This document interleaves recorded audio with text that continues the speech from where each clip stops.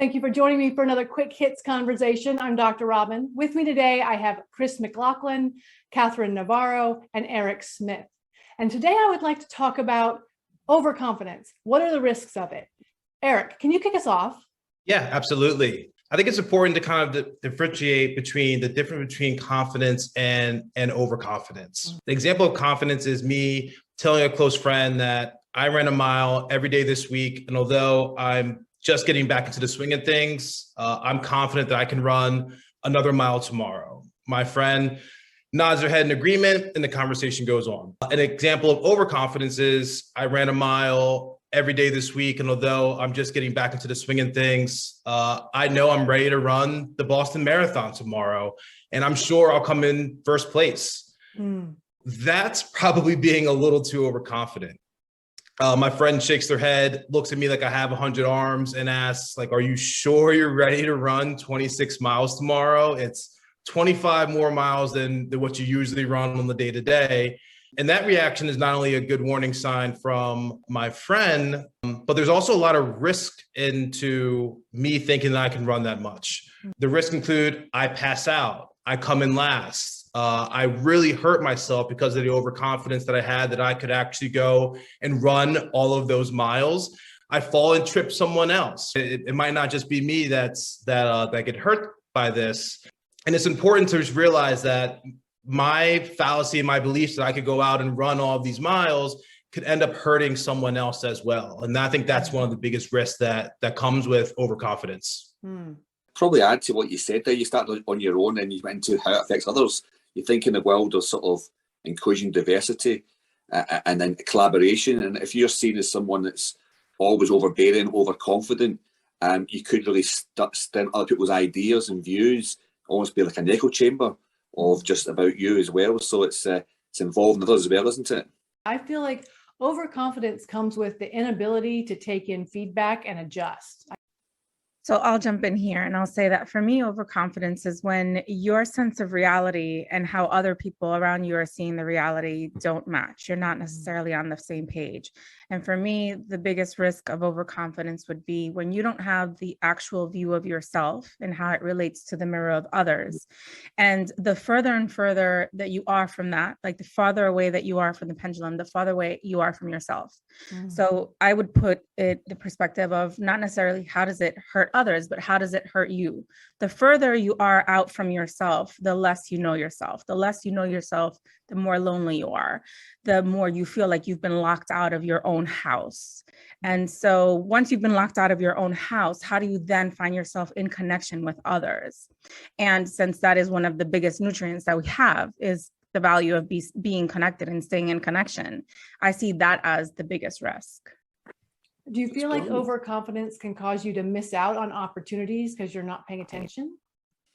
Yeah, absolutely. Going back to what everyone else said, it just kind of blocks your thought process. It blocks you from being able to see what actually is right in front of you because you're too busy believing in your own thoughts that you'll be able to accomplish something else and your false reality of what you're going to be able to achieve.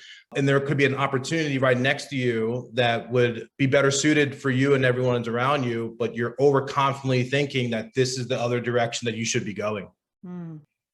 So how do you tell? How do you tell? I think you tell because you don't evolve. You don't learn from others. And as you say, you stop growing and you become very insular in how you do things. And I was laughing at what you said before. It's that unconscious incompetent, isn't it? He thinks he's all the driver. It thinks he's an F1 driver.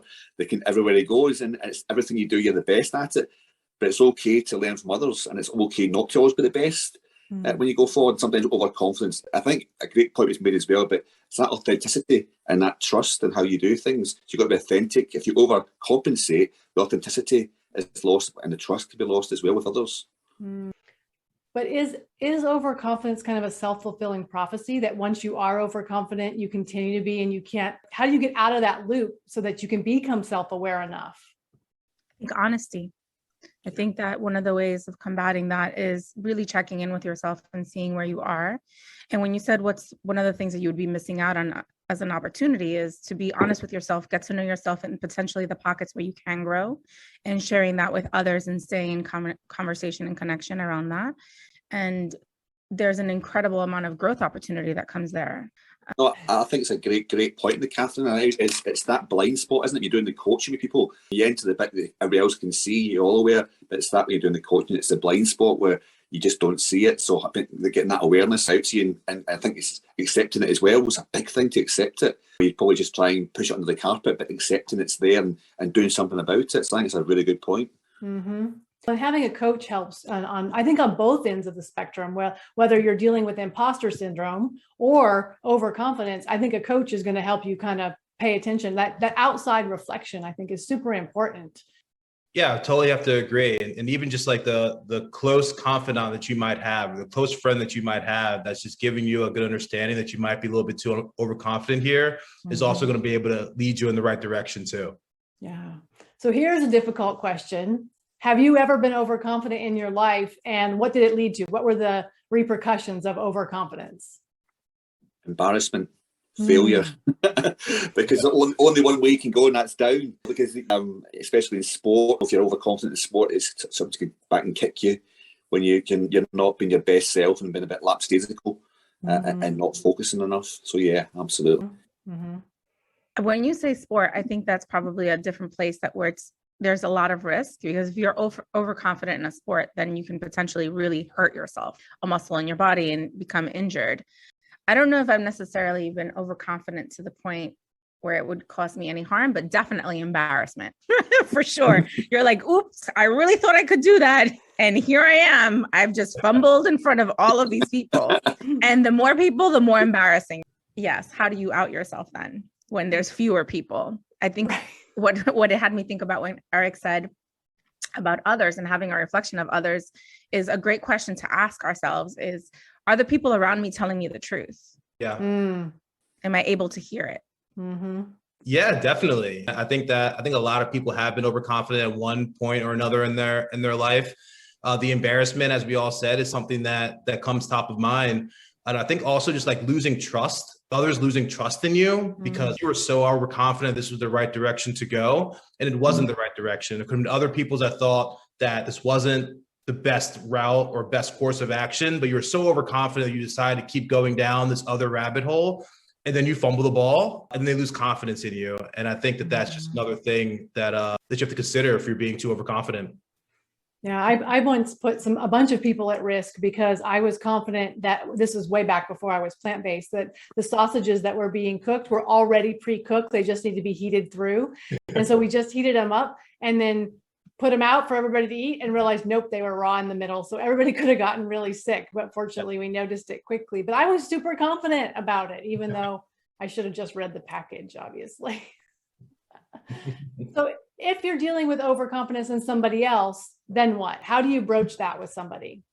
It's a great question. I think it comes back down to just honesty again, and trying to be as authentic and honest with them about what's actually going on, and hopefully they hear what you're saying. Yeah, I think to add to that as well, it's not to criticize, it's more to go into their shoes, and you're looking for a win-win situation. You're trying to help them as opposed to really showing them that the feelings, so to speak, but it's more about a way to help them. So I think it's get in their shoes and show the empathy to work with them that you can move forward and not see it as a failing. Mm-hmm. Just the corner where their overconfidence meets me, my space. Like, is it even my place, my position, etc., to name it, call it out? I would start with the reason why I'm even mentioning it. It's like the stay in your lane and getting consent. Hey, I see this thing that's happening. Can I really talk to you about this? Because this is how it's making me feel or how it's affecting me, et cetera. Like bringing it back to why I'm bringing it forward. That would be the angle that I would be looking at. Is there something that this person's overconfidence is potentially going to have me have like bad sausages or potentially my leg or my knee and in a run or a marathon, et cetera? Where is their overconfidence shooting into my space and potentially where I want to put a boundary and say, hey, I feel like you feel really confident about X, Y, or Z. I actually see how you potentially could be off the marker and therefore I don't want to, whatever that may be. Yeah, I've definitely been burned by other people's overconfidence where I believed them and then learned after the fact that, nope, I actually knew better, even though I wasn't as confident. So that's something to consider too, is how confident are you versus what's the truth? So that is our 10 minutes. I'm going to have to cut us off there. Thank you so much for having this conversation with me, and I look forward to doing it again with you all soon.